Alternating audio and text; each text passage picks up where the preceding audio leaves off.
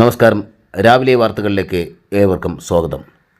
BJP നേതാവ് നരേന്ദ്രമോദിയെ വീണ്ടും പ്രധാനമന്ത്രിയാക്കുവാൻ NDA യോഗം ഐക്യകണ്ഠേന തീരുമാനിച്ചു.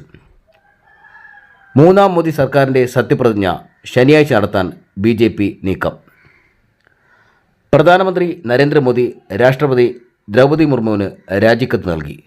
രാഷ്ട്രപതി പ്രധാനമന്ത്രിയുടെ രാജി സ്വീകരിച്ചു. മൂന്നാം മോദി സർക്കാരിനെതിരെ ശക്തമായ പ്രതിപക്ഷമാകുവാൻ തീരുമാനിച്ച് ഇന്ത്യ സഖ്യം.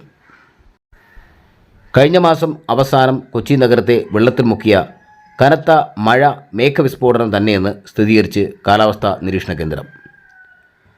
UDFന് അനുകൂലമായ ജനവിധി ജനവിരുദ്ധ സർക്കാരിൻ്റെ മുഖത്തേറ്റ പ്രഹരമെന്ന് പ്രതിപക്ഷ നേതാവ് VD സതീശൻ.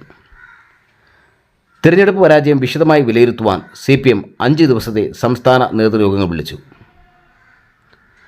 തൃശൂർ ലോക്സഭാ മണ്ഡലത്തിൽ തിളക്കമുള്ള വിജയം സ്വന്തമാക്കിയ BJP നേതാവ് സുരേഷ് ഗോപിക്ക് വൻ സ്വീകരണം നൽകി.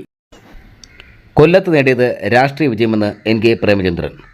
എതിർ സ്ഥാനാർത്ഥിയായ സിനിമാ നടനും CPM നേതാവുമായ M മുകേഷിനെയാണ് NK പ്രേമചന്ദ്രൻ പരാജയപ്പെടുത്തിയത്.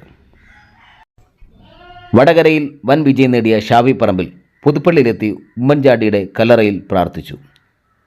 തമിഴ്നാട്ടിൽ ഒരു സീറ്റ് പോലും നേടാനാവാതെ തിരിച്ചടി BJPക്കുണ്ടായി.